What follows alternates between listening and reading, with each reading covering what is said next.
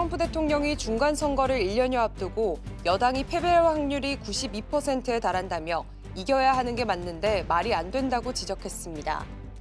이어 선거에서 승리하지 못할 경우 급진 좌파에게 지금까지의 성과를 모두 빼앗길 것이라고 경고했습니다. 일본 최초로 여성 총리가 선출됐습니다. 외신은 다카이치 총재는 아베 신조 전 총리처럼 경기 부양을 위해 정부 지출을 늘릴 것으로 예상된다고 전했으며 일본 증시는 정치 불확실성 해소로 사상 최고치를 경신했습니다. 사상 최고가 행진을 이어가던 국제 금값이 5% 넘게 급락했습니다. 팬데믹 이후 가장 큰 하락폭으로 퀴트코메탈의 짐 위코프 애널리스트는 시장 내 위험 선호 심리 회복이 금값 약세의 주요 요인이라고 분석했습니다. 시청자 여러분 안녕하십니까? 출발 증시와이드 1부 시작하겠습니다. 간밤 연일 고공행진하던 금값이 최대폭으로 하락했습니다. 여러 가지 급락 배경이 있는데요. 일단 과열 부담에 대해서도 있겠지만 달러와 강세가 가장 큰 이유로 꼽히고 있습니다. 시장 상황들 계속해서 주목해 보셔야겠습니다. 주요 빅테크들이 실적을 발표하고 있습니다. 특히나 코카콜라가 이상치를 웃도는 호실적을 발표하면서 다우지수는 다시 한번 사상 최고치를 경신했지만 반면에 나스닥과 S&P 500은 혼조세로 마감했습니다. 가장 3대 지수 확인해 보겠습니다. 네, 세 가지 지수 모두 혼조세로 마감한 모습이 포착되었는데요. 트럼프는 중국과 좋은 관계를 유지하고 있다면서 어쩌면 중국과의 정상회담이 성사되지 않을 수도 있다라고 말을 했습니다. 나스닥은 이를 기점으로 낙폭을 키우면서 약보합권에서 마감했습니다. 0.16% 하락했고요.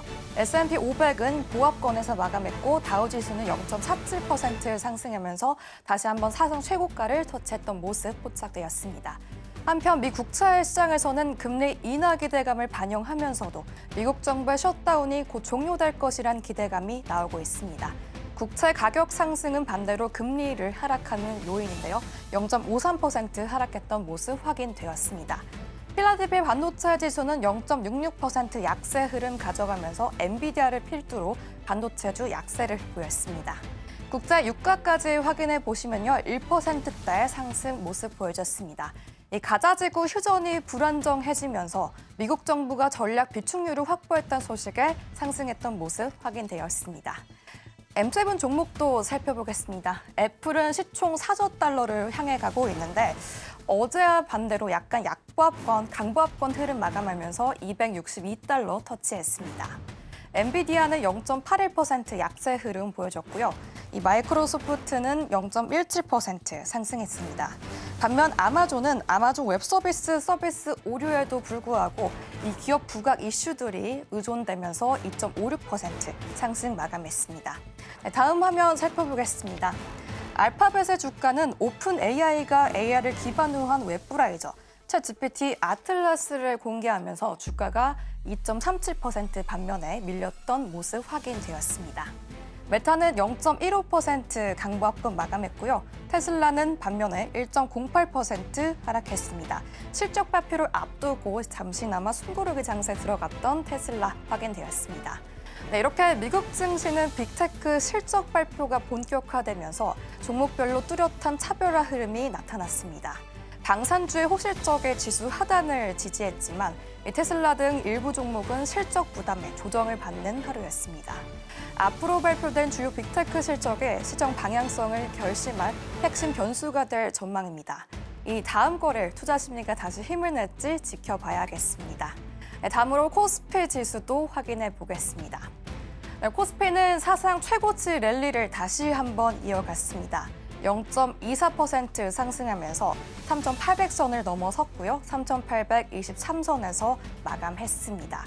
장중 한때 3,900선을 바짝 추격했지만 오후 들어서 낙폭을 키우면서 상승폭을 일부 반납했습니다. 수급도 확인해 보겠습니다. 네, 개인과 외국인의 매도 물량이 출회되면서 반면에 코스피는 그래도 상승했던 탄력 이어갔고요. 기관은 반면에 2천억 원 넘게 순매수세를 보였습니다. 종목별 흐름도 살펴보겠습니다. 시가총액 상위 종목에서는 등락이 엇갈렸습니다. 특히나 삼성전자는 10만 전자를 눈앞에 두고 상승 출발했지만 이 장중 매도 물량이 늘면서 결국 0.6% 하락 마감했습니다. SK 하이닉스 역시 50만 하이닉스, 장중 50만 원을 돌파했으나 마찬가지로 이익 실현 매물에 밀려서 1.3% 하락 마감했습니다. 2차 전지의 대표주인 LG 에너지 솔루션은 반면에 1.04% ESS 호실적에 힘입어서 상승했던 모습 확인되었습니다. 삼성 바이오로직스는 0.79% 상승했고요. 이 안정적인 실적 전망 그리고 고배당 매력에 상승했던 모습 확인되었습니다. 삼성전자 우선주는 2.24% 반면에 상승했던 흐름 가져갔습니다. 다음 화면 살펴보겠습니다. 네, 현대차와 기아 견조한 흐름 보여줬습니다. 이 완성차 두 업체는 금리 인하 그리고 관세 협상 협의 기대감으로 3%대 상승했고요. 기아도 1.14% 상승 마감했습니다. 두산 에너빌리티는 반면에 차익 실현 매도 물량이 출회되면서 0.37% 하락했고요. 한화 에어로스페이스 2.22%대 상승 마감했습니다. 이 방산 수출 확대 기대감 해외 수주 가능성으로 상승했던 모습 확인되었고요. HC 현대중공업은 LNG 운반선 수주 기대감에 10% 가까이 상승했던 모습 확인되었습니다. 네, 코스닥도 살펴보겠습니다. 네, 코스닥은 하루 만에 하락 전환하며 숨고르기 장세에 잠시나마 들어갔습니다. 0.37% 하락했던 모습 확인되었고요. 872.5포인트에 마감했습니다. 수급도 살펴보겠습니다. 이 외국인과 기관의 동반 매도세가 확인되었습니다. 반면에 개인은 홀로 1,000억 원 넘게 순매수세를 보였던 코스닥 매매 동향이었습니다. 종목별 흐름도 살펴보겠습니다. 뚜렷한 양극화를 보였던 코스닥 지수였는데요. 특히 종목별 흐름에서는 알테오젠이 강보합권에서 마감하며 0.11% 상승 마감했습니다. 반면에 2차 전지주는 뚜렷한 상승세를 보이지 못했습니다. 에코프로 BM과 에코프로는 0.31%, 2%대 낙폭을 기록했습니다. 레인보우 로보틱스 역시 차익 실현 매물이 나왔습니다. 이 정부의 AI 로봇 산업 육성책에 대한 기대감이 단기 급등 이후 차익 매물로 이어지는 하루였습니다. 네, 다음 화면 보겠습니다. 이 바이오단에서도 엇갈린 희비가 보여줬는데 그중에서 가장 주목해야 할 건 HLB 11% 넘는 급등세 보였습니다. 이렇게 간합, 신약, 병용요법 인상에서 긍정적인 효과가 확인됐다는 소식에 투자 심리를 자극했던 모습 확인되었습니다. 반면 파마 리서치는 5%대가량 밀렸고요. 리가켄바이오 0.66% 하락했고 이 삼천단제약은 3.1% 상승, AB의 바이오는 보합권에서 마감했던 하루였습니다. 네, 이렇게 시장을 정리를 해보자면 어제 코스피는 닷새 연속으로 사상 최고치를 경신했습니다. 환율은 1,427원대에 마감하며 원화 약세 흐름이 이어지고 있고요. 이 간밤 미국 증시에서는 방상주의 호실적이 다시 한번 부각됐습니다. 이 모멘텀이 국내장까지 이어질지 주목해봐야 할 것 같습니다. 한편 금값은 최근 급등에 따른 고점 부담감으로 12년 만에 가장 큰 낙폭을 기록했는데요. 이번 조정이 건강한 숨고르기의 단계일지 아니면 추세 전환의 신호일지는 조금 더 지켜봐야 할 필요가 있겠습니다. 지금까지 전혜경이었습니다.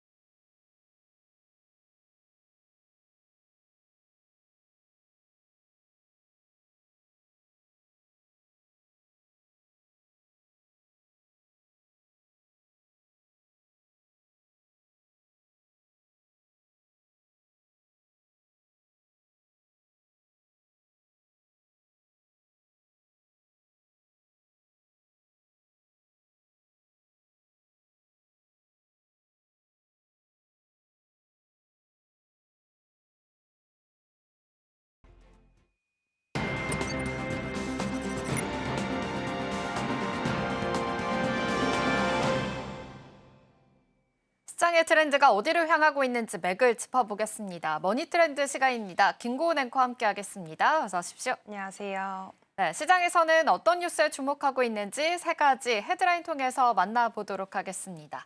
먼저 첫 번째 소식은 삼성전자 엑시노스 2600 소식입니다. 퀄컴이 주도했던 시장이 이제는 바뀔 수 있을지 자세하게 짚어보도록 하겠습니다. 두 번째로는 현대차 이야기입니다. 어제 52주 신고가 가기도 했는데요. 연일 그래도 계속해서 좀 기대감으로 인해서 올라가고 있는 현대차 소식까지 짚어보도록 하겠습니다. 마지막으로는 리플 소식까지 살펴보도록 하겠습니다. 그럼 첫 번째 키워드입니다. 네, 삼성전자가 내년 초에 출시할 갤럭시 S26 시리즈에 다시 자체 개발 칩인 엑시노스 2600을 탑재하게 됩니다. 그동안 차상위 모델에는 퀄컴 칩만 써오기도 했는데요. 이번 복귀과 아무래도 삼성전자의 모바일 칩에 대한 자립은 물론이고요. 이 파운드리 사업 부분까지 지금 신호탄을 더 쏘아 올릴 수 있다라는 해석까지 함께 나오고 있는 상황입니다. 그렇다면 이번 결정 어떤 의미를 가지고 있는지 하나씩 짚어보겠습니다. 네, 일단 이번 엑시노스 복귀는 한마디로 삼성이 자신감을 되찾았다라는 신호로 해석해 볼 수 있습니다. 삼성은 2011년부터 엑시노스라는 자체 칩 브랜드를 운영해 왔지만 최근 몇 년간은 갤럭시 S 시리즈에 퀄컴 칩만 탑재를 했는데요. 특히나 플래그십 모델, 즉 울트라 제품에는 단 한 번도 엑시노스를 쓰지 않았습니다.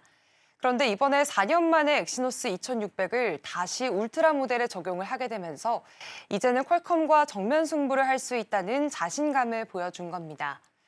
이번 칩은 삼성전자 파운드리의 최신 2나노 공정으로 만들어졌습니다. 쉽게 말해서 회로가 머리카락보다 수천 배 얇은 수준으로 미세하게 설계된 칩인데요. 그만큼 성능은 높이고 발열과 전력 소모는 줄였다는 게 삼성의 설명입니다. 또 AI 연산을 담당하는 NPU, 즉 인공지능 처리 장치 성능도 대폭 강화가 됐습니다. 해외 IT 매체 폰 아레나는 AI 속도는 애플 A19 프로보다 6배 빠르고 그래픽 성능은 75% 높다고 평가를 했습니다. 물론 이런 수치는 실험실 기준이었지만 적어도 삼성이 그만큼 기술력에 자신이 있다라는 방증으로 볼 수 있습니다. 네, 이번에 탑재되는 엑시노스 2600 무엇보다도 2나노 공정으로 만들어진다라는 점이 더 주목이 되는 것 같습니다. 이게 삼성의 파운드리 사업은 물론이고요. 국가 전략 차원에도 굉장히 큰 의미가 있다고 하는데요. 어떤 의미를 가져가 볼 수 있을까요? 네, 일단 이번 2나노 공정은 단순한 신기술이 아니라 일단 삼성 파운드리의 그런 부활 무대이자 정부가 직접 챙기고 있는 핵심 과제로 꼽히고 있습니다. 최근 대통령실에서 김용범 정책실장이 주재한 반도체 업계 회의가 열렸었는데요. 이 자리에 삼성전자 송재혁 DS 부문 CTO가 참석을 했습니다. 그리고 삼성 파운드리가 TSMC를 따라잡을 자신이 있다라고 언급을 했습니다. 사실상 정부도 이번 2나노 공정을 국가 전략 산업의 분수령으로 보고 있다라는 의미인데요. 삼성은 오는 11월부터 2나노 공정으로 엑시노스 2600을 본격적으로 양산할 계획입니다. 이 기술을 적용하면 칩 성능은 높이고 또 전력 소모와 발열은 줄일 수 있습니다. 이 덕분에 지금 삼성 파운드리 사업의 적자도 빠르게 줄고 있습니다. 3분기 기준 손실이 1조 원 아래로 떨어졌다는 분석들도 나오고 있는데요. 닌텐도나 테슬라, 또 IBM 같은 대형 고객사들의 수주가 늘게 되면서 공장 가동률이 올라갔던 게 큰 영향을 줬습니다. 여기에 엑시노스 2600이 본격적으로 생산이 된다면 삼성의 내부 물량도 늘어나게 되면서 수익성 회복 속도도 더 빨라질 것으로 보입니다. 결국 엑시노스 2600은 스마트폰의 두뇌이자 또 파운드리 체질 개선의 시험대고요. 이게 성공을 한다면 이제는 3나노에서 다소 밀렸었던 삼성전자가 2나노 시대에서는 다시 한번 TSMC를 추격할 수 있는 발판을 마련하게 되는 셈입니다. 네, 이렇게 말씀해 주신 대로 2600이 아무래도 본격 생산이 된다면 삼성전자의 파운드리 사업에도 적자가 이제 빠르게 좀 해소가 될 수 있을 것이다라는 긍정적인 요소들이 굉장히 많습니다. 성공 여부가 아무래도 삼성전자 반도체 전략적으로 좀 방향성을 좀 가늠할 수 있는 이런 상황으로 볼 수 있다라는 점 계속 체크를 해보셔야 될 것 같은데요. 그렇다면 소비자 입장에서는 여전히 좀 부담이 되는 부분은 있습니다. 엑시노스는 발열이 심하다라는 인식이 아직 남아있기 때문인데요. 이런 부분들 완전히 좀 극복을 할 수가 있을까요? 네, 사실 이 부분이 지금 삼성이 이번에 꼭 넘어야 할 산으로 꼽히고 있습니다. 사실 엑시노스는 과거 모델에서 발열이나 배터리 소모, 또 게임 성능 저하 문제로 소비자들의 신뢰를 많이 잃었습니다. 그래서 2023년 이후에는 울트라 모델의 전량 퀄컴 칩만 쓰기도 했는데요. 이번 복귀는 그동안의 문제를 얼마나 개선했는지 직접 증명하는 시험대라고 볼 수 있습니다. 삼성은 이걸 위해서 파운드리와 시스템 LSI 부문을 통합했고요. 칩 설계부터 생산, 또 테스트까지 내부 공정을 완전히 재정비했습니다. 특히나 작년에는 엑시노스 2500이 수율 문제로 인해서 S25에 탑재되지 못했던 경험을 철저히 분석해서 이번 엑시노스 2600에는 안정성과 효율성을 최우선으로 잡았습니다. 다만 여전히 소비자 체감 성능이 중요합니다. 성능 수치가 아무리 좋더라도 실제 사용에서 발열 제어나 배터리 효율이 완벽하지 않으면 평가는 냉정해질 수밖에 없습니다. 특히나 고사양 게임이나 영상 편집처럼 이렇게 부하가 큰 작업 환경에서 얼마나 안정적일지가 관건입니다. 그럼에도 이번 시도가 의미 있는 이유는 삼성이 단순히 칩만 만드는 회사를 넘어서서 제품 전체를 하나의 생태계로 묶으려는 움직임이기 때문인데요. 결국 이번 칩이 소비자 신뢰를 되찾는 데 성공을 한다면 그건 단순한 스마트폰 경쟁을 넘어서 삼성 반도체 산업 전체의 판을 바꾸는 계기가 될 수 있습니다. 네, 과거의 문제를 아무래도 발판 삼아서 2600 입장에서는 안정성과 효율성을 최우선으로 지금 잡고 있는 상황입니다. 엑시노스 복귀가 모바일 기술에 대해서 자립, 그리고 이 파운드리 부활까지 더욱더 활성화될 수 있는 계기가 될 수 있으니까요. 이 안에서의 랠리들 계속해서 주목을 해보시면 좋겠고요. 이나노 공정이 얼마나 안정적으로 양산할 수 있을지가 또 하나의 핵심 여부로 보이니까요. 이 점까지도 함께 참고해보시면 좋겠습니다. 그럼 이어서 다음 키워드로 넘어가 보겠습니다. 네, 현대차 소식입니다. 미국 시사 주간지 타임이 발표한 2025 세계 최고 기업 이 순위에서 현대자동차가 국내 기업 중에 가장 높은 33위에 차지했다고 합니다. 작년보다 무려 159계단이나 올랐다라는 점에서 굉장히 특징적인데요. 아시아 완성차 1위로 또 평가받기도 했습니다. 이번 평가는 어떤 결과를 또 불러올 수 있을지 의미부터 짚어보도록 하겠습니다. 네, 일단 이번 결과는 현대차가 글로벌 리더로 인정을 받았다는 점에서 의미가 큽니다. 일단 현대차는 작년 192위에서 33위로 무려 159계단이나 뛰어 올랐습니다. 국내 기업 중에서는 유일하게 상위 100위 안에 포함이 됐고요. 타임은 이번 평가에서 세 가지 요소를 똑같이 비중 있게 봤습니다. 바로 임직원 만족도와 기업 성장률, 그리고 ESG 지표인데요. 이 중에서도 현대차가 특히나 좋은 평가를 받은 부분은 직원 만족도와 또 낮은 이직률이었습니다. 현대차의 자발적 이직률은 0.39%로 국내 제조업 평균인 5%보다 훨씬 낮았습니다. 또 지난해 실시했던 직원 만족도 조사에서는 79.4점, 역대 최고 점수를 기록하기도 했는데요. 이런 결과는 정의선 회장이 추진한 조직 문화 변화의 영향이 컸다는 분석입니다.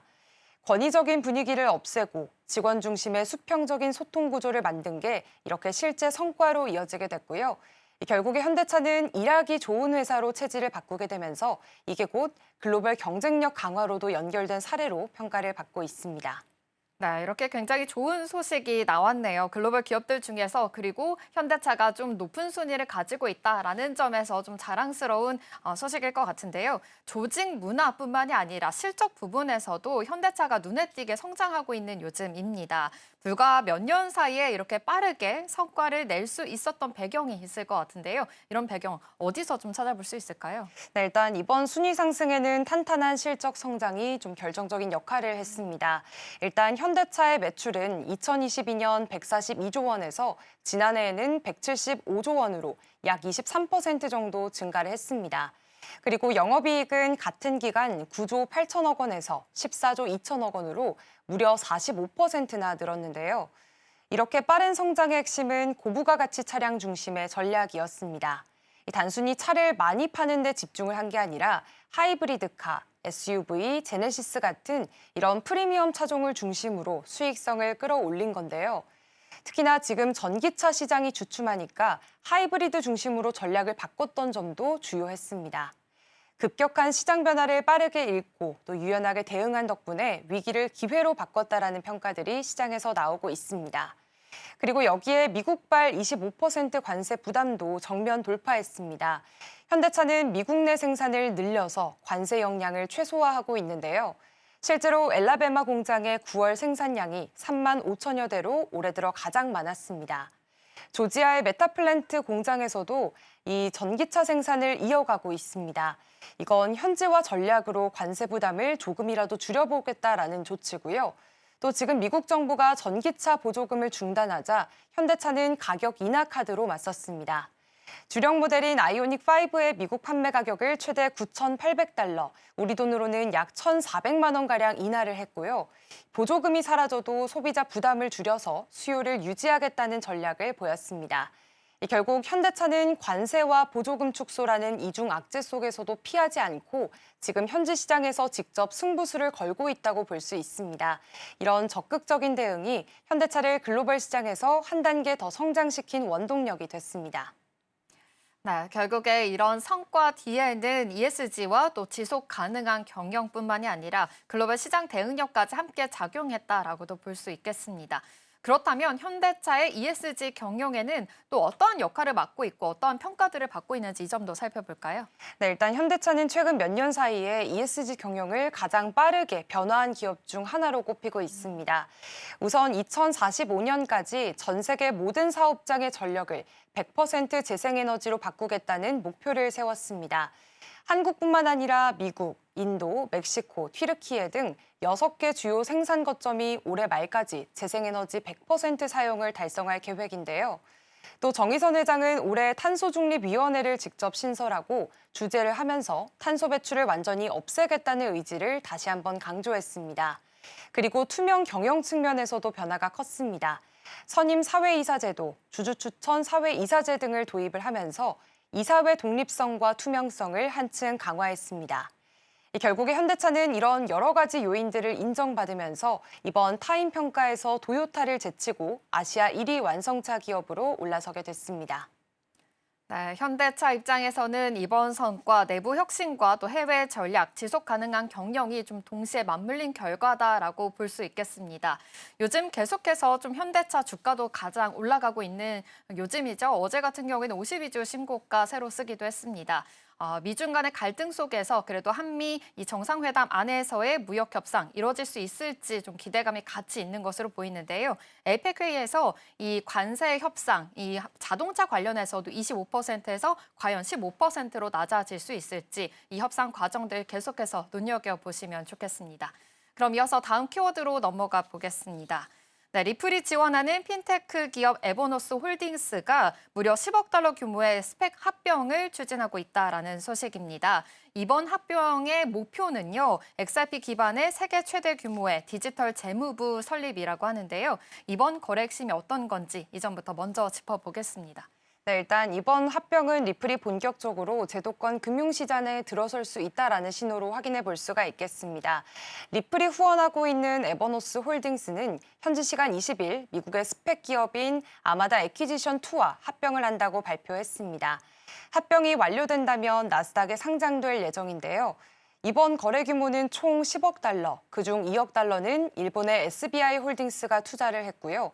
여기에 리플과 펜테라 캐피털, 크라켄 같은 글로벌 투자사들이 참여를 합니다. 리플의 공동 창립자 크리스 라센도 개인 자금을 직접 투자하면서 프로젝트에 합류를 했습니다. 이렇게 모인 자금은 XRP를 시장에서 직접 매입해서 기관형 국채 재무 계좌를 만드는 데 쓰일 예정입니다. 쉽게 말해서 전통적인 달러 중심의 채권 운용 시스템에 암호화폐를 직접 편입하겠다라는 시도고요. 이건 암호화폐가 실제 금융 시스템 속에서 기능을 할 수 있는지를 시험해보는 첫 단계라고 볼 수 있습니다. 그래서 시장에서는 이번 프로젝트를 두고 블록체인이 전통 금융 구조 안으로 들어가는 역사적인 실험이 시작됐다라는 평가들이 시장에서 나오고 있습니다. 네, 결국에는 이번 합병이 단순히 상장을 위한 움직임이 아니라 리플 생태계 전체 금융 전략의 변화다라고도 볼 수 있겠습니다. 그렇다면 이번 프로젝트 리플과 XRP에는 어떤 의미를 가지고 있는지 이 점도 구체적으로 살펴볼까요? 네, 일단 이번 프로젝트는 리플이 지금 금융 인프라 기업으로 진화를 하고 있다는 걸 보여주고 있습니다. 그동안 리플은 해외 송금이나 결제 네트워크 중심의 블록체인 기업으로 잘 알려져 있었는데요. 하지만 이번에는 한 단계 더 나아가서 정부나 기관이 발행하는 채권을 XRP로 운용할 수 있는 디지털 재무 시스템을 만들겠다는 겁니다. 이게 가동이 되면 각국 중앙은행이나 기관 투자자들이 XRP를 가치 저장 수단, 즉 하나의 준비금 자산처럼 쓸 수 있게 됩니다. 리플 측은 이번 합병이 XRP를 금융 인프라 자산으로 격상시키는 계기가 될 것이라고 밝혔습니다. 결국에 블록체인 기술이 기존의 채권 시장과 직접 연결이 되면서 암호화폐 실물 금융화 흐름이 빨라지고 있는 겁니다. 이런 시도가 가능했던 이런 배경에는 리플이 미국 증권거래위원회와의 오랜 소송 끝에 XRP는 증권이 아니다, 즉 통화형 자산으로 인정받은 판결이 있었기 때문입니다. 이제 XRP는 법적으로도 제도권 금융에서 다뤄질 수 있는 거래 가능한 자산으로 분류가 된 건데요. 그래서 시장 전문가들은 이번 프로젝트를 두고 XRP가 브릿지 자산으로 가는 첫 걸음이라고 평가하고 있습니다. 네, 그런데 흥미로운 건 이번 움직임이 단순히 이 민간 프로젝트에 그치지 않고 최근에는 정치권 흐름이라든지 정책 기조 변화에 굉장히 맞물려 있다라는 것입니다. 특히나 트럼프 대통령의 암호화폐 전략이라든지 뉴욕의 정치권 행보와 함께 관련이 있다라고도 볼 수 있겠는데요. 이런 사건들은 어떻게 해석해 보면 좋을까요? 네, 일단 이번 합병은 미국 정부의 정책 변화와 또 흐름을 같이 하는 그런 상징적인 사건이라고 볼 수 있습니다. 일단 먼저 지난 3월 트럼프 대통령이 XRP를 전략적 암호화폐 준비금으로 지정한 적이 있습니다. 이 발표 이후 미국에서는 암호화폐를 단순한 투자 대상이 아니라 이제는 국가 재무체계의 일부로 편입하는 논의가 본격화됐는데요. 이번 에버노스 합병은 그 정책 기조가 실질적인 금융 모델로 현실화된 첫 사례라는 평가가 나오고 있습니다. 또 앤드루 쿠오모 전 뉴욕 주지사가 뉴욕시장 선거 출마를 선언하게 되면서 암호화폐와 AI, 생명공학을 중심으로 한 혁신 허브를 만들겠다고 밝히기도 했습니다. 그는 디지털 자산을 투기 수단이 아니라 국가 혁신의 자본으로 전환해야 한다라고 강조를 했는데요. 이건 역시나 트럼프 행정부가 추진 중인 디지털 경제 중심 정책과 같은 흐름이라고 해석해 볼 수 있겠습니다. 지금 이런 흐름들 속에서 리플의 에버노스 프로젝트는 민간과 정부를 잇는 디지털 금융 실험 플랫폼으로 주목을 받고 있습니다. 이 프로젝트가 성공을 한다면 미국과 일본을 중심으로 새로운 디지털 통화 블록 체계가 만들어질 가능성도 열려 있는 상황입니다. 네, 결국에는 이번 이 에버노스가 10억 달러 규모의 스펙 합병이라는 것이 아무래도 리플이 좀 오랫동안 준비해온 디지털 금융 제도권 진입에 대한 선언이다라고도 볼 수 있겠습니다. 특히나 XRP 지금 현재 단순한 송금용 코인을 넘어서서 이제 브릿지 자산으로 더 넘어가는 과정을 밟고 있는 상황이니까요. 이 안에서의 역할들 탄탄하게 이루어질 수 있을지 계속해서 관심 가져보시면 좋을 것 같습니다. 머니트렌드는 여기서 마치도록 하겠습니다. 김고은 앵커와 함께했습니다. 고맙습니다. 고맙습니다.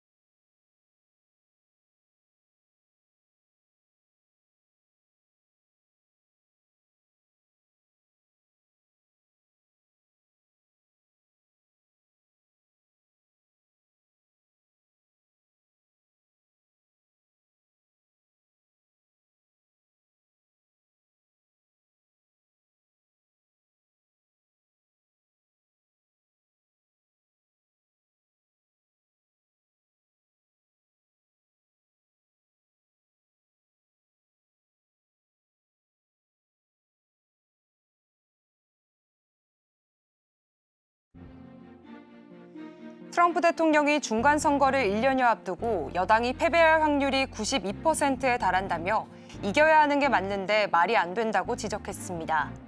이어 선거에서 승리하지 못할 경우 급진 좌파에게 지금까지의 성과를 모두 빼앗길 것이라고 경고했습니다.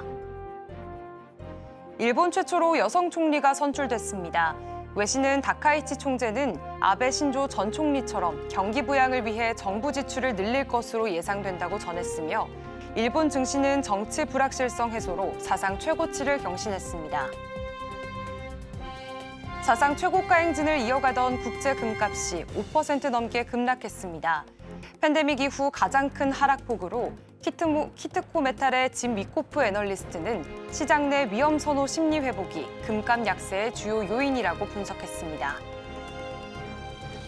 에이펙 정상회의를 앞두고 한미 관세 후속 협상이 마무리 단계에 접어들었습니다.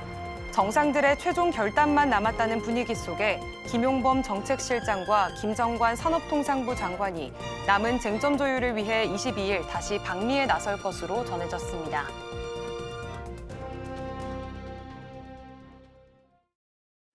밤사 있었던 뉴욕 증시 마감 상황과 어제장 국내 증시 분위기까지 자세하게 짚어보도록 하겠습니다.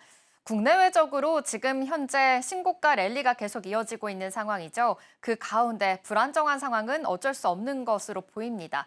간밤 뉴욕 증시 좀 불안정한 흐름을 보였는데요. 자세한 마감 상황 살펴보도록 하겠습니다. 네, 뉴욕 증시 3대 지수 혼조세로 마감을 했습니다. 일단 기술주 중심의 나스닥 지수 정말 0.6% 좀 하락하면서 마감했는데요. 사실은 좀 계속해서 좀 불안정한 상황이 있었고요. 다우존스 지수가 3M과 코카콜라의 주요 기업들의 호실적에 힘입어서 장중에 사상 최고가를 경신하기도 했고요. 마감가까지 사상 최고가로 역시나 마감했다라는 점 짚어보시면 좋겠습니다.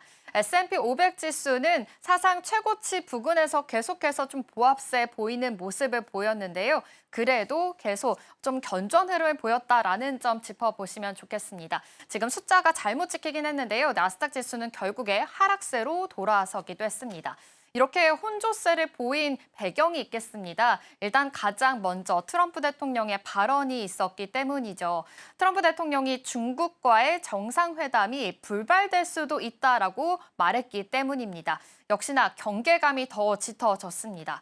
중국에 대해서 나는 2주 후에 시진핑 중국 국가주석을 만날 예정이고 우리는 한국에서 만나서 많은 이야기를 할 것이다 라고 이야기는 했습니다. 그런데 여기에서 또 하나 이슈가 있었습니다. 어쩌면 회담이 성사되지 않을 수도 있고 무슨 일이든 일어날 수 있다라고 말한 게 좀 트리거가 된 것으로 보입니다. 역시나 우려되는 부분들, 경계되는 부분들이 더 많다라는 점 함께 체크해 보시면 좋겠습니다.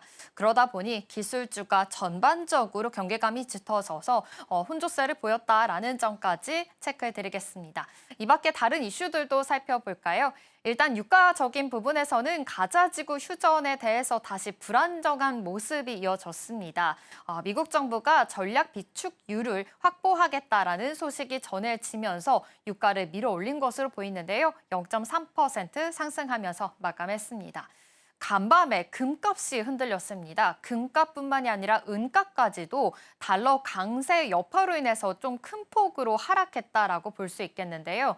사실 금과 은, 수주 간에 좀 이어진 상승 랠리였죠. 그런데 간밤에는 금값 수년 만에 최대폭으로 하락세를 기록하게 됐습니다. 금 가격이 온스당 4,082달러까지 떨어지면서 장중 한때 6.3%의 급락을 보이기도 했습니다. 은 가격은요 47달러까지 떨어지면서 8.7%의 하락세를 나타내기도 했습니다. 이렇게 금과 은의 안전자산 쪽으로의 급락이 이어진 배경에는 여러 가지의 요인들이 있었는데요. 일단 가장 첫 번째로는 미국과 중국 간의 무역 협상에 대한 진정 기대감도 있겠고요. 달러와 강세가 가장 큰 요인으로 보입니다. 그리고 기술적인 과열 부담뿐만이 아니라 지금 현재 셧다운이 계속해서 이어지고 있죠. 투자에 대한 불확실성을 꼽고 있는 상황이니까요. 시장 상황들 계속 체크를 해보셔야 될 것 같습니다. 이 밖에 트럼프 대통령의 말이 또 있었는데요. 지금 중간 선거를 1년여 앞두고 지금 여당이 패배할 확률이 92%에 달한다라고 이야기했고요. 이겨야 하는 게 맞는데 지금 말이 안 된다라고 이야기하면서 계속해서 좀 정치적으로 압박을 가하고 있는 것으로 보입니다. 이 점까지도 함께 참고해 보시면 좋겠습니다. 이 밖에 특징적인 흐름은 어떤 게 있는지 세 가지 통해서 먼저 살펴보도록 하겠습니다. 아마존이 상승하는 랠리를 가졌는데요. 2.5% 상승했습니다. 아마존닷컴이 아랍에미리트에 지금 15분 내에 배송을 할 수 있는 서비스를 내놨기 때문입니다. 아마존 나우 서비스를 시작을 하면서 주가가 계속해서 오르고 있는 상황입니다. 출시 소식 짚어보시면 좋겠고요. 간밤에는 넷플릭스의 실적이 나왔습니다. 장중에는 0.2% 상승하면서 그래도 마감하긴 했지만 시간의 거래에서 지금 낙폭을 그리고 있습니다. 왜냐하면 실적 부진이 나왔기 때문입니다. 주당 순이익 EPS가 좀 시장 예상치에 못 미쳤기 때문인데요. 아무래도 넷플릭스 입장에서는 브라질 세무 당국과의 분쟁이 있었습니다. 예상치 못한 비용이 발생을 하면서 이익률이 자체 전망치를 하회했다라고 밝힌 것이 아무래도 이유가 되겠습니다. 시간의 거래에서 5% 빠지고 있다라는 점 기억해 보시면 좋겠습니다. 이 밖에 텍사스 인스트루먼트도 실적을 발표했습니다. 3분기 EPS 전망 하회했고요. 4분기 매출에 대한 전망 또한 지금 하회를 하면서 전반적으로 좀 낙폭을 그렸다라는 점까지 함께 체크해 보시면 좋겠고 시간의 거래에서 7% 가깝게 또 하락하는 양상도 가졌으니까요. 이 점도 보시면 좋겠습니다.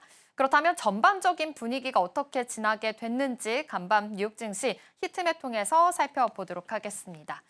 네, 역시 혼조세 보인 만큼 기술주 전반적으로 좀 낙폭을 그렸다라는 점이 확인이 되고 있습니다. 일단 엔비디아 같은 경우도 0.8% 하락했고요. 브로드컴도 1.8% 하락하면서 마감했습니다.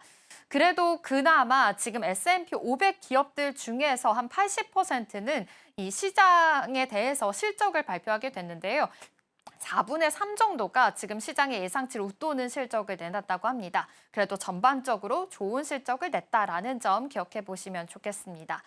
하지만 간밤에 좀 투심이 흔들렸던 만큼 이 점은 기억해 보시면 좋겠는데요. 일단 엔비디아가 오픈 AI의 일부 대출을 보증하는 방안을 검토 중이다라는 소식이 나왔습니다. 투자자 입장에서는 좀 불안이 커질 수밖에 없는 상황이겠죠. 오픈 AI가 부채를 상환하지 못할 경우에는 엔비디아가 수십억 달러의 자체적인 이 책임을 좀 질 수도 있다라는 의미가 불거졌기 때문에요. 엔비디아 안에서의 이슈들까지 함께 체크를 해보시면 좋겠습니다. 이 밖에 전반적으로 좀 혼조세 보인 분위기 체크해 보시면 좋겠고요. 이 밖에 애플도 보겠습니다. 어제 주인공이라고 볼 수 있겠죠. 어제 급격하게 올라온 만큼 애플은 오늘 0.2% 소폭 상승하면서 마감했습니다.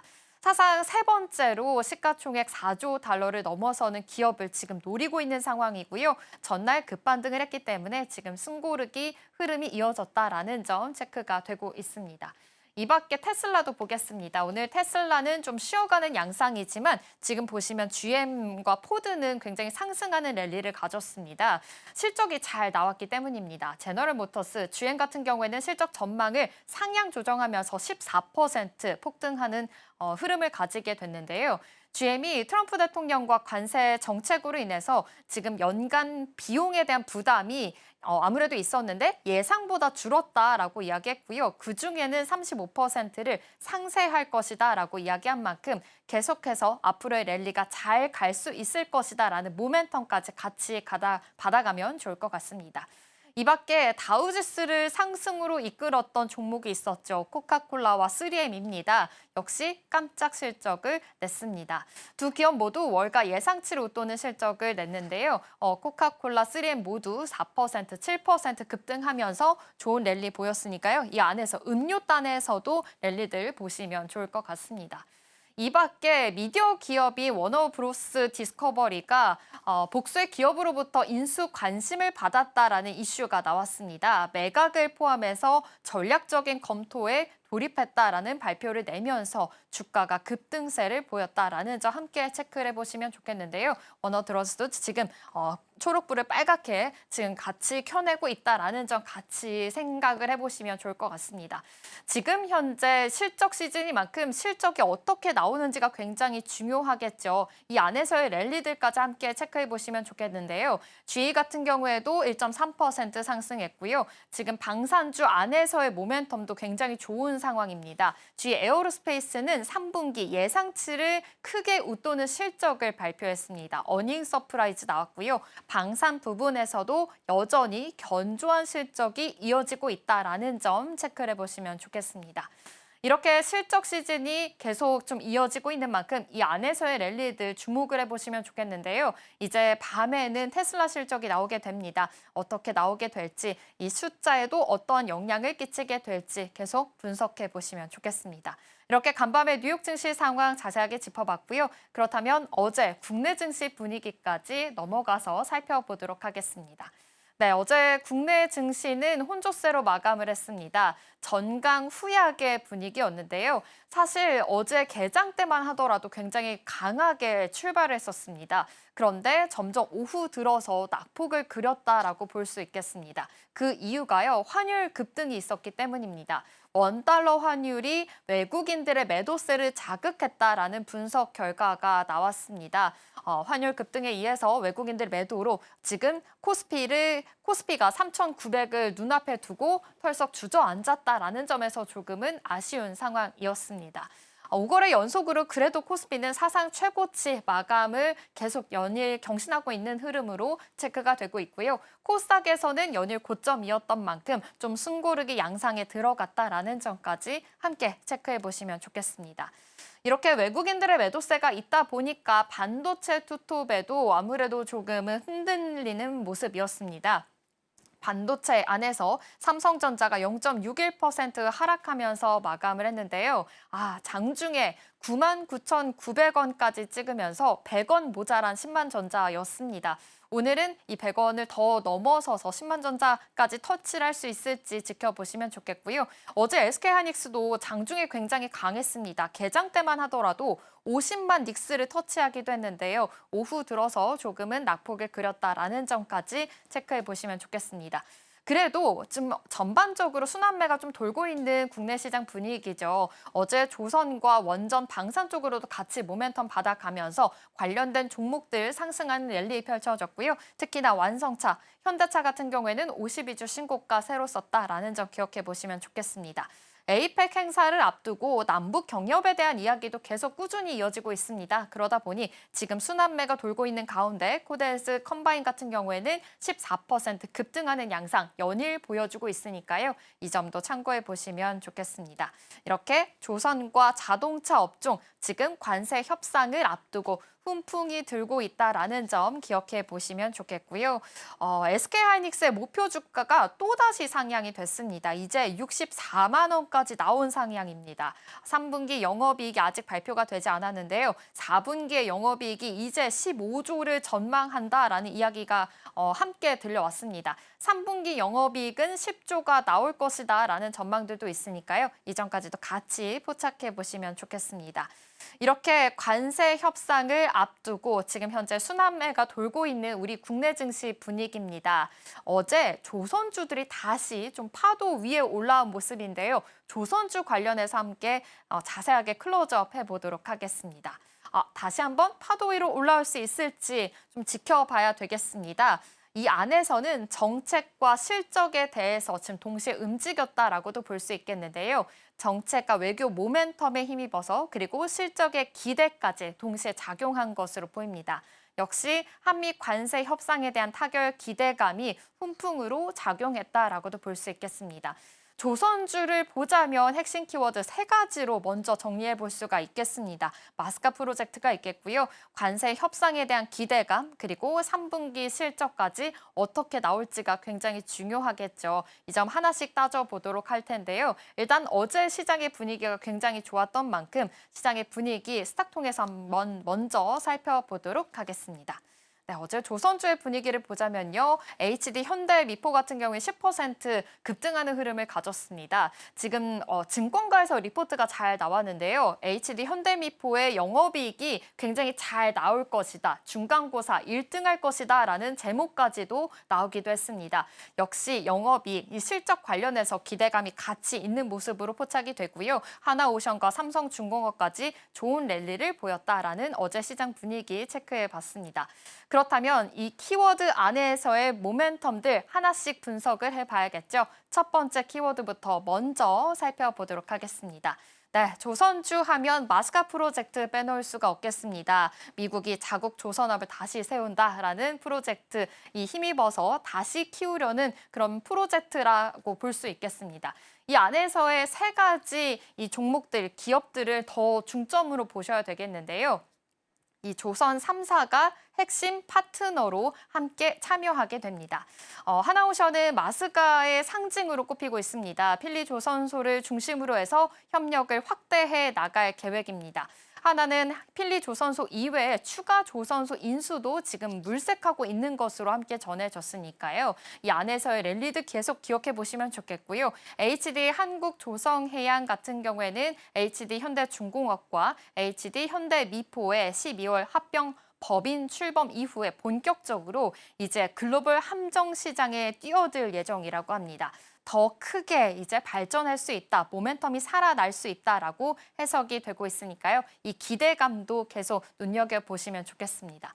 역시 삼성중공업 입장에서도 LNG, FLNG 대형 프로젝트를 지금 주력으로 하고 있다라는 점 기억해 보시면 되겠죠. 그래도 우려되는 부분은 있습니다. 하나오션의 5곳 지금 제재 대상에 중국이 지정한 만큼 이 안에서의 랠리들 기억해 보시면 좋겠는데요. 사실 지난주에 같이 전해드리기도 했었죠. 이 제재는 영향을 끼치진 않을 것이다 라고 이야기는 했지만 좀 장기적으로 봤을 때 아무래도 우려되는 부분은 있다. 공급망 리스크를 키울 수 있다라는 점 기억해 보시면 좋겠습니다.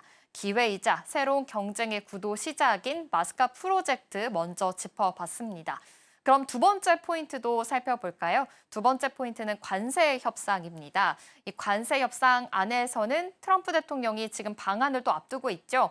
3,500억 달러 규모의 대미 투자 펀드 절충안을 막판 조율 중에 있는 상황입니다. 이재명 대통령과 트럼프 대통령이 에이펙 정상회의에서 합의문을 발표할 예정이다라는 보도까지도 나오기도 했는데요. 이 안에서의 랠리들 기억해 보시면 좋겠습니다. 미국에서는 전액 현금 투자 요구를 지금 하고 있는 상황이지만 우리나라 입장에서 계속해서 협상 타결에 대해서 이야기 나오고 있죠. 가능성에 대해서는 그래도 급부상하고 있으니까요. 이 협상 과정이 어떻게 진행이 될지 주목해 보시면 좋겠고요. 김정관 장관 입장에서도 이 미국이 상당 부분 우리 의견을 받아들였다라고 이야기했습니다. 한국 외환시장에 부담을 주는 선에서는 안 된다라는 공감대가 있었다고 하는데요. 진짜로 이런 공감대를 활용해서 잘 협상까지 이끌어낼 수 있을지는 계속 지켜보셔야 될 것 같습니다. 관세, 투자 절충안이 성사가 되게 된다면 한국 조선사가 미국 내에서 투자를 할 수 있게 되고요. 마스카 프로젝트와 함께 연결이 되는 선박, MRO 사업까지 확장을 할 수 있으니까요. 사실 이 관세 협상에 지금 더 중점적으로 기대감이 더 많은 상황으로 보이고요. 어제 조선주들이 올라왔던 이유도 여기에 가장 큰 포인트가 있다라고도 볼 수 있겠습니다. 조선업 판도를 바꿀 만한 빅 이슈인 만큼 협상 과정에 대해서 계속 주목해 보시기 바랍니다. 그럼 세 번째 키워드도 함께 살펴보겠습니다. 실적 전망입니다. 실적에 대한 모멘텀, 이 기대감으로 인해서도 어제 같이 올랐던 양상이었는데요. 비수기에도 이 실적은 깜짝으로 나올 것이다라는 전망들이 굉장히 많습니다. 예상보다 훨씬 좋은 성적표를 받을 수 있을 것으로 보이는데요.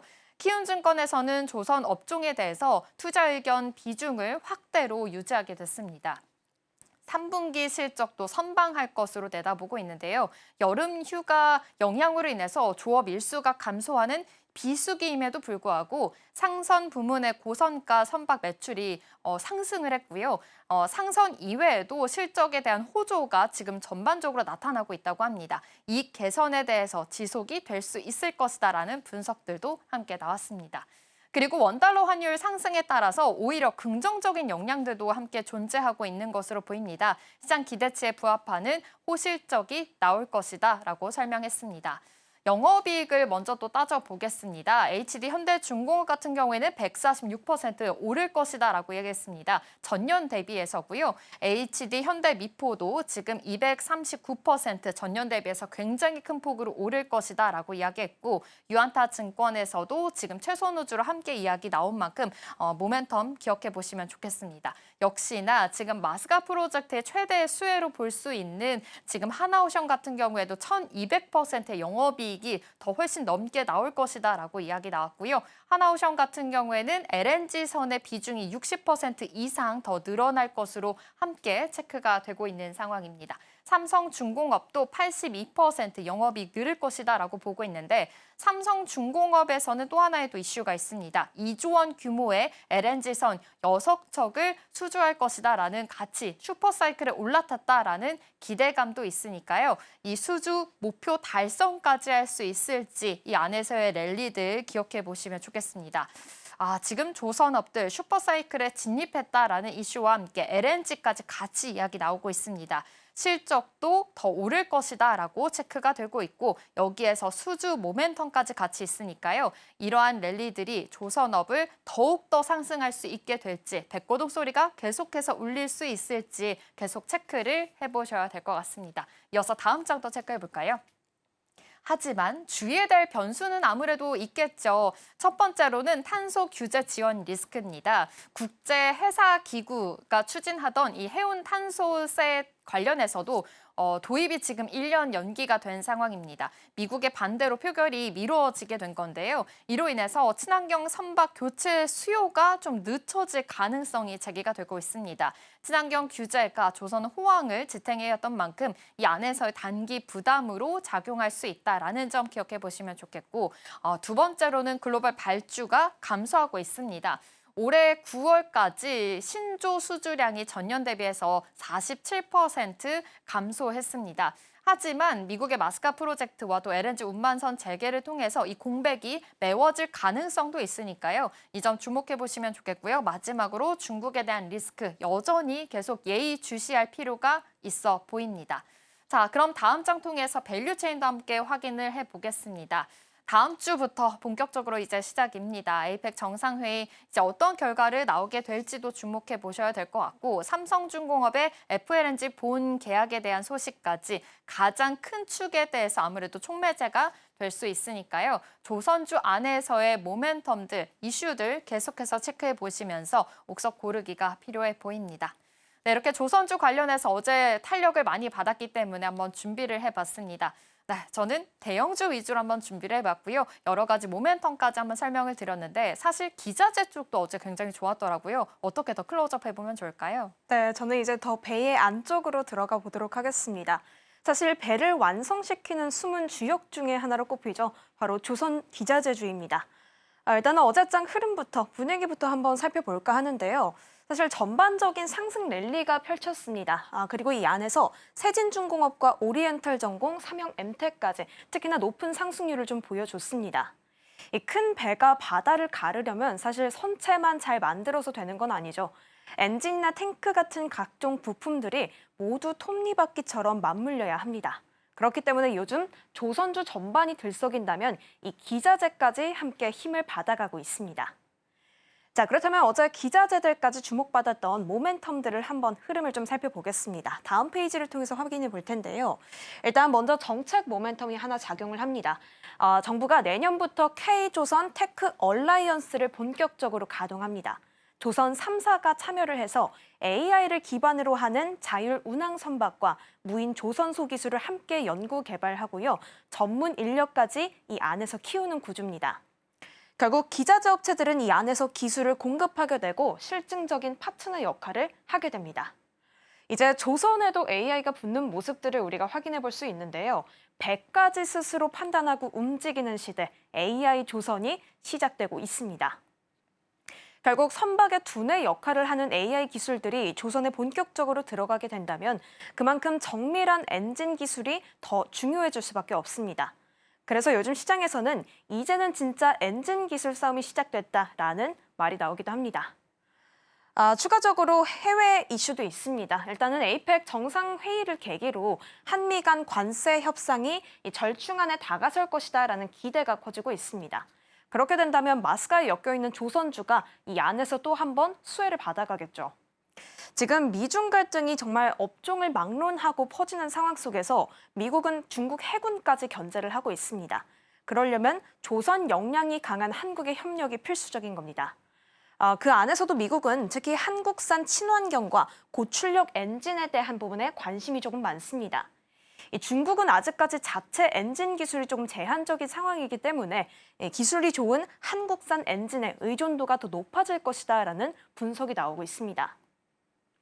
자, 일단은 이 두 가지 배경에서 기자재 중에서도 엔진에 조금 집중이 되고 있다라는 흐름들을 한번 좀 발견을 하셨을 겁니다. 정부에서도 마찬가지고요. 이 안에서도 엔진에 대한 수요와 관심이 높아지고 있는 흐름들을 확인해 볼 수 있기 때문에 지금 선박이 시작되면서 기자재 그리고 엔진까지 연쇄적인 흐름들이 이어지고 있습니다. 다음 페이지를 통해서 확인을 해보겠습니다. 결국 지금 산업 구조가 선박 수주를 시작으로 엔진과 기자재 납품까지 산업 전반으로 좀 퍼지고 있는 구조다라고 조금 생각을 하시면 되겠습니다. 이 엔진도 사실 선박 원가의 약 10에서 20%를 차지하는 핵심 부품입니다. 그렇기 때문에 국내 선박 엔진 업계가 3분기에도 기대 이상의 성적표를 내놓을 것으로 보고 있는데요.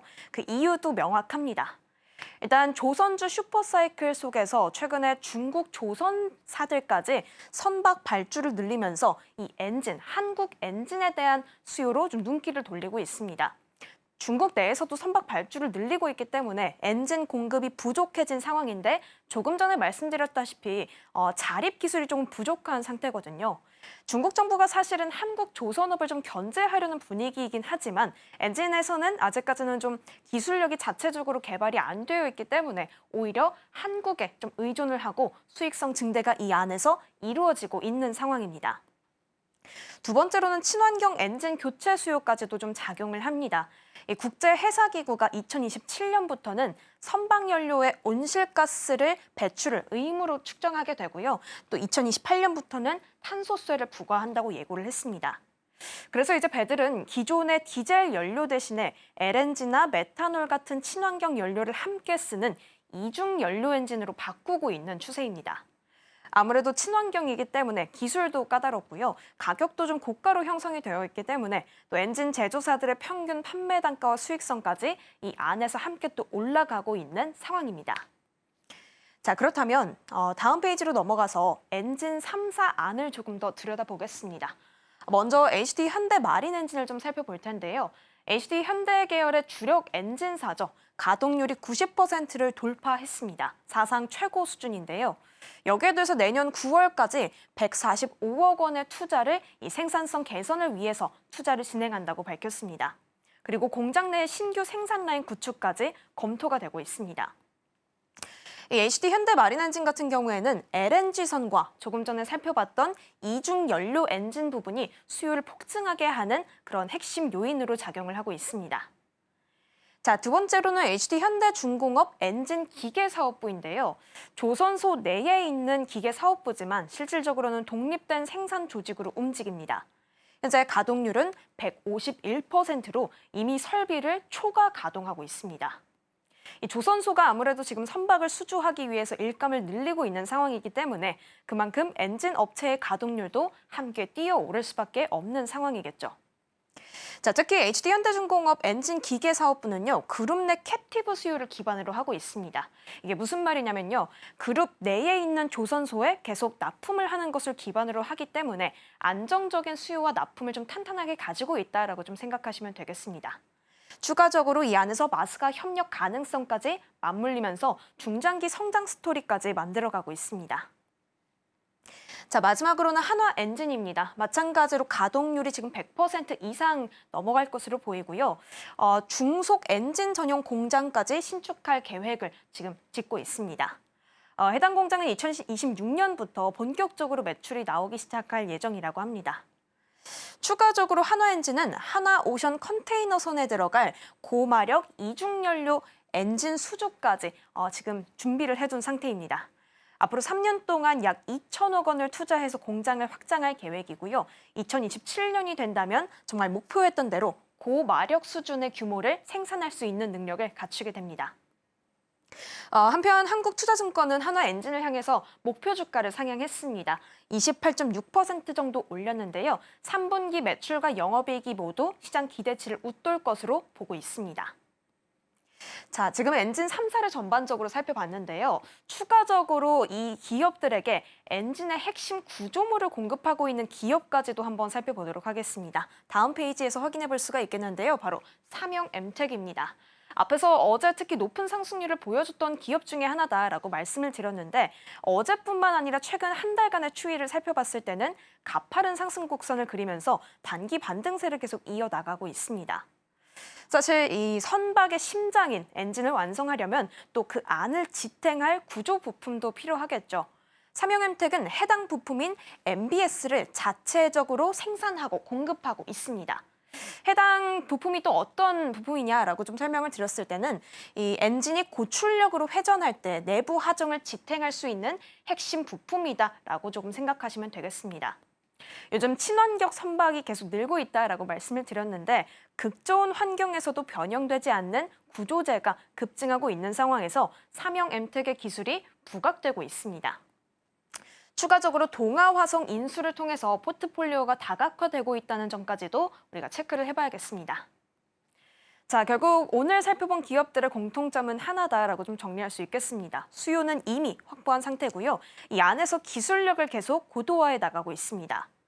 특히 지금 미국의 마스카 프로젝트가 본격화된다면 국내 기업들이 미국 조선소의 엔진과 기자재 공급 파트너로서 참여할 가능성이 또 큰 상태죠.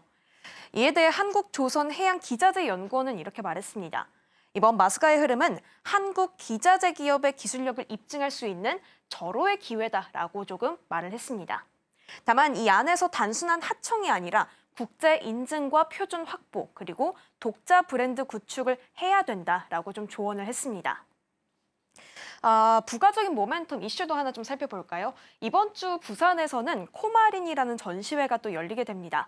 이 안에서 조선이나 해양 산업의 기반이 되는 기술들을 선보이는 자리인데요. 특히나 친환경이나 미래 산업과 관련된 기술을 선보이게 됩니다.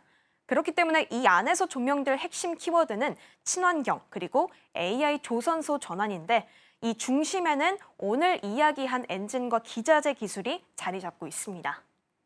결국 지금 조선의 호황은 이 배를 짓던 시대에서 배를 움직이는 산업으로 무게중심이 옮겨가고 있습니다.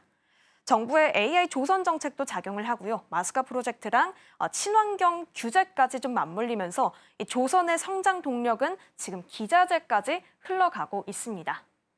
지금까지 마켓 클로즈업이었습니다.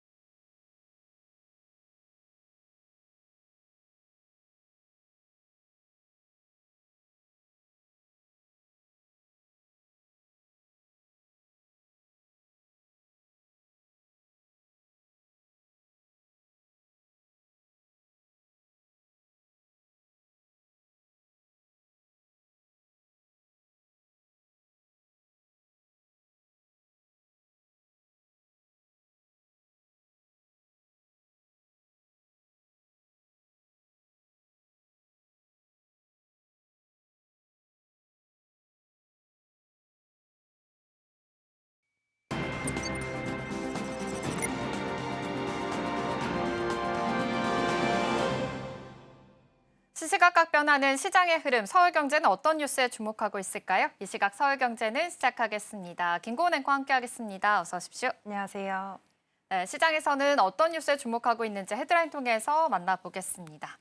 먼저 첫 번째 소식으로는 삼성전자, SK하이닉스가 HBM4를 실무를 공개한다라는 소식입니다. 관련해서도 자세하게 짚어보도록 하겠고요.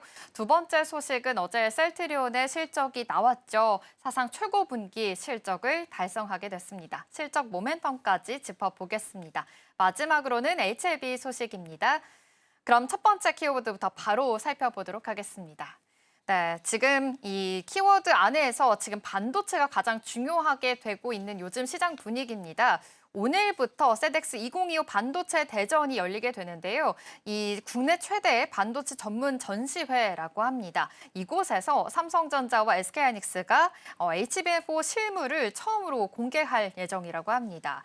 AI 반도체 시대에서 이러한 칩들 어떻게 지금 핵심 기술인 만큼 어떤 모습으로 내놓게 될지가 굉장히 궁금해지는 양상인데요. 어떤 의미를 갖고 있는지 의미부터 먼저 살펴보도록 하겠습니다. 네, 일단 이번 HBM4 공개는 AI 메모리 주도권 경쟁의 시작이라고 볼 수가 있습니다.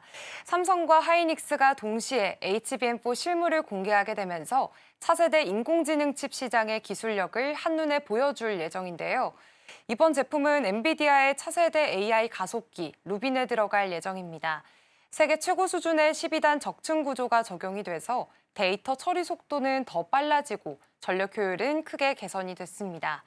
삼성전자는 이번 전시에서 HBM뿐만 아니라 엑시노스 2600 그리고 시스템 반도체, 파운드리 기술까지 함께 선보일 예정입니다. 단순히 메모리만 잘 만드는 회사를 넘어서서 토탈 반도체 솔루션 기업이라는 점을 강조하려는 건데요. 특히나 삼성의 2나노 공정 로직 다이가 결합된 HBM4는 칩의 발열을 낮추고 또 전력 효율을 높이는 데 큰 역할을 하게 됩니다. AI 연산 속도도 한층 빨라졌다라는 장점이 있습니다. 반면 SK하이닉스는 기존 HBM3 시장 1위의 기세를 이어가서 이번에도 기술 리더십 수성에 나서고 있습니다. HBM뿐만 아니라 DDR5, CXL, 또 eSSD 같은 AI 데이터 센터에 필요한 전 메모리 제품군들을 함께 선보일 예정인데요. AI 메모리 풀스택 전략으로 맞불을 놨습니다. 네, 그렇다면 삼성전자 입장에서는 이번 반도체 대전이 단순한 기술 전시 그 이상의 의미를 가질 수 있을 것이다라는 해석들도 나오고 있습니다. 삼성이 이번 HBM4에 대해서 거는 기대가 굉장할 것으로 보이는데요. 시장에서는 어떤 영향력을 또 가질 수가 있을까요? 네, 일단 이번 HBM4는 삼성에게 실적 반등의 핵심이자 또 AI 시대 제도약의 발판으로 평가가 되고 있습니다. 지금 삼성전자는 최근 HBM3 12단 제품이 엔비디아 품질 인증을 통과했고요. AMD와 오픈 AI와의 협력도 본격화하고 있습니다. 올해 하반기부터 AMD의 차세대 GPU MI450에 HBM3를 공급하고 또 내년에는 HBM4로 확대할 계획인데요. 이를 통해서 삼성의 HBM 매출이 올해보다 5배 이상 증가할 것이라는 전망도 나오고 있습니다.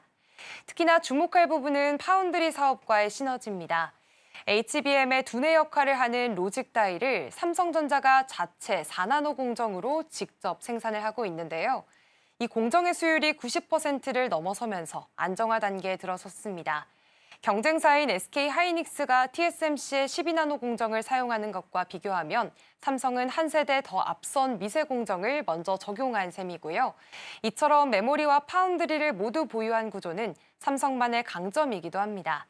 HBM4 양산 속도와 품질 관리에서 경쟁사보다 유리한 위치를 선점할 가능성이 크다는 분석이 나오고 있고요.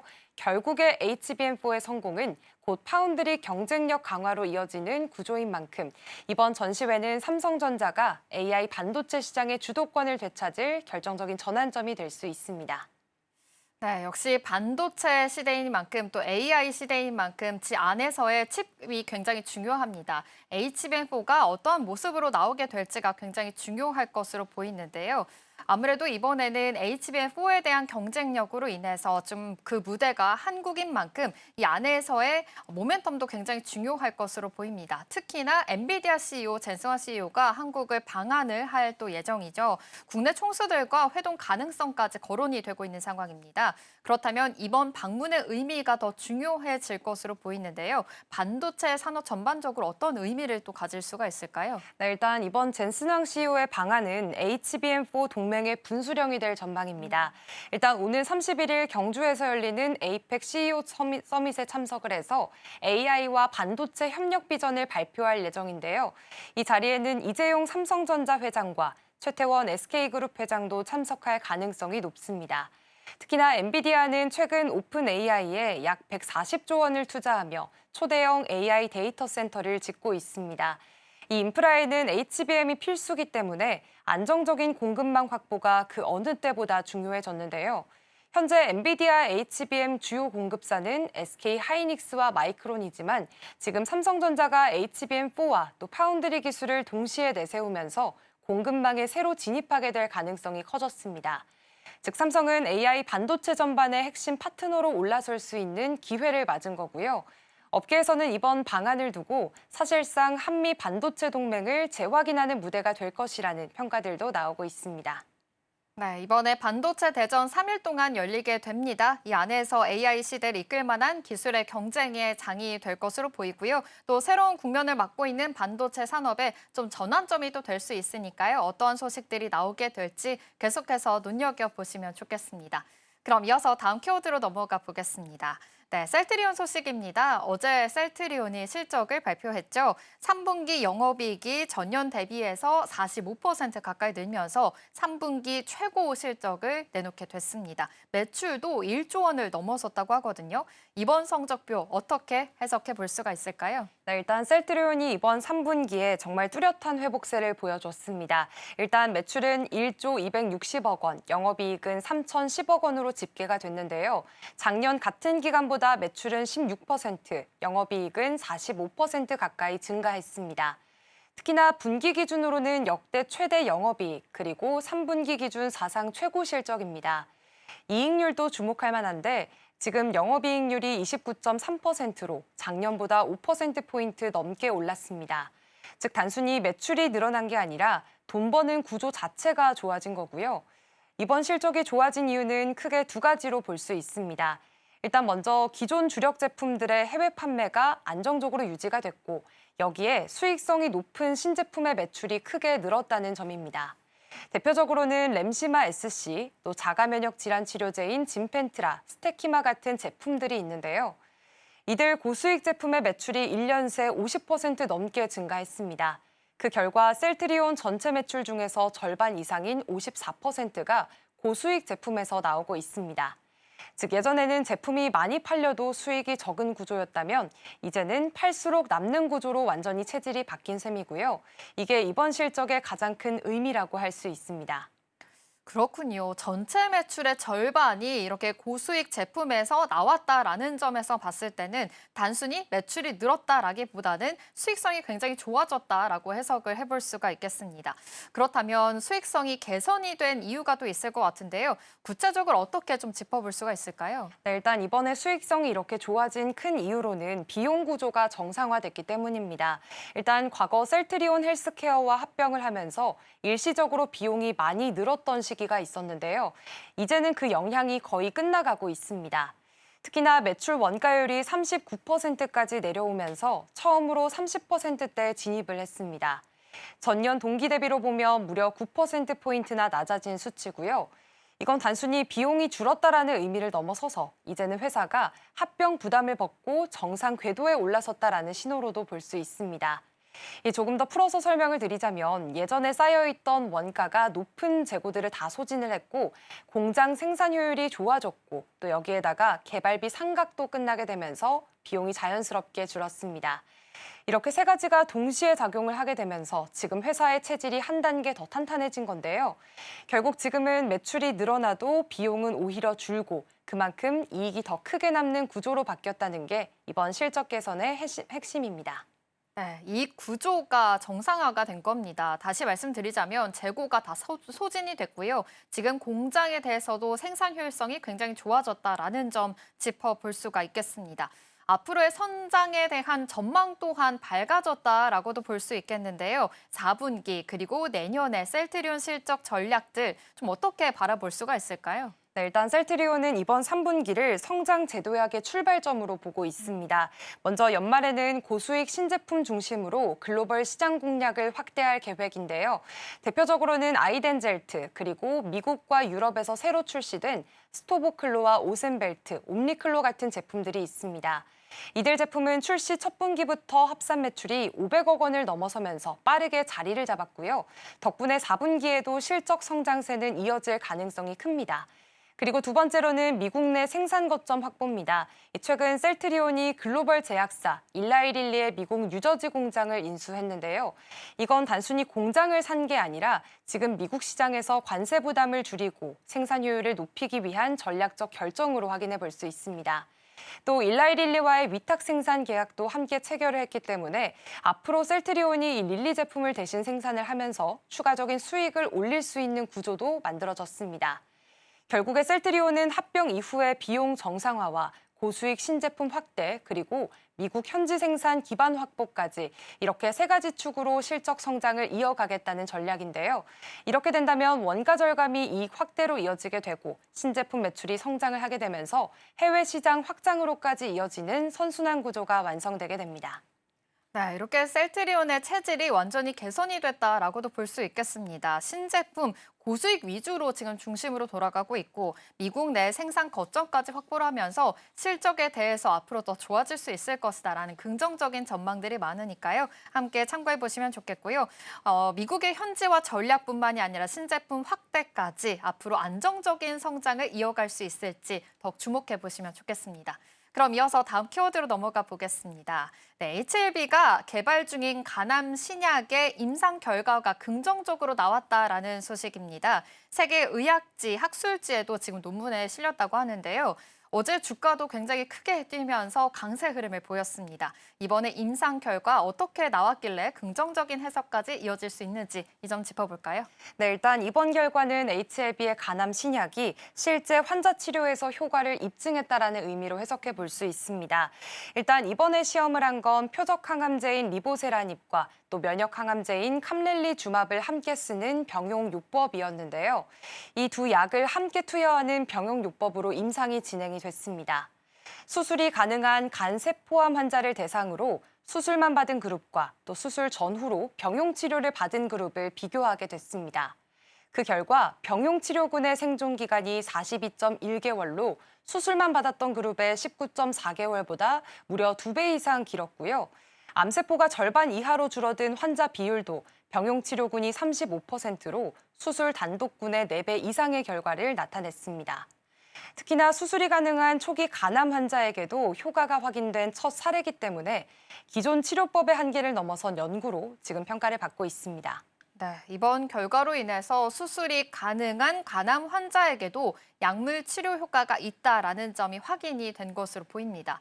그렇다면 이번 연구가 기존의 치료 방식과 좀 어떤 점이 차별화가 됐는지 이 점도 궁금한데요. 차별화된 부분은 어떻게 볼 수 있을까요? 네, 사실 그동안 간암 치료의 표준은 거의 수술만 하는 방식이었습니다.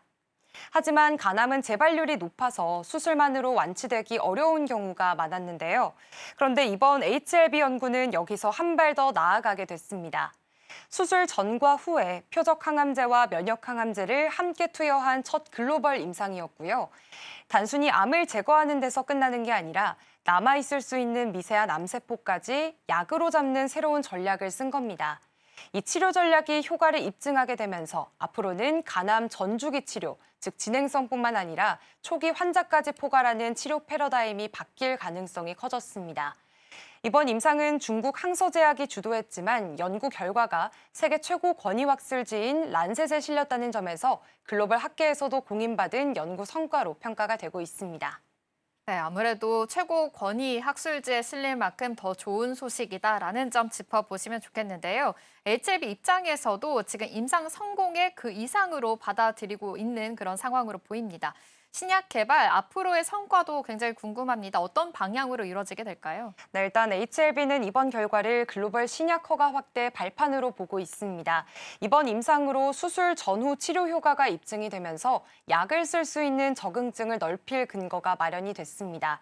회사 측은 이번 성과로 시장 규모가 최대 10배 커질 수 있다고 보고 있고요. 이 치료법이 간암의 새로운 표준이 될 가능성도 제기가 되고 있습니다. 또 독일 베를린에서 열린 유럽 종양학회에서도 리보세라닙 관련 임상 7건이 발표가 됐고 이 중 2건은 국제 학계가 주목하는 주요 논문으로 선정되기도 했습니다. 이런 기대감 속에 어제 HLB 주가도 11% 이상 급등했는데요. 다만 앞으로는 추가 임상과 또 허가 절차가 남아있기 때문에 그 결과를 계속해서 지켜볼 필요가 있겠습니다. 네, 이번 HLB 임상 성과 진행성의 간암 치료제를 넘어서서 초기 간암까지 치료할 수 있는 범위가 굉장히 많이 넓어졌다고 합니다. 허가 과정뿐만이 아니라 상용화 여부까지 이런 과정들 지금 결과가 지금 주목이 되고 있는 상황이니까요. HLB 안에서의 주가 추이까지 주목해 보시면 좋겠습니다. 이 시각 서울경제는 여기서 마치도록 하겠습니다. 김고은 앵커와 함께했습니다. 고맙습니다. 고맙습니다. 출발 증시와이드 1부가 준비한 소식은 여기까지입니다. 본 방송에서 제공하는 정보는 투자 판단을 위한 조언일 뿐 해당 종목의 가치와 수익률을 보장하지 않습니다. 이어지는 출발 증시와이드 2부도 많은 시청 바랍니다. 함께해 주신 여러분 고맙습니다.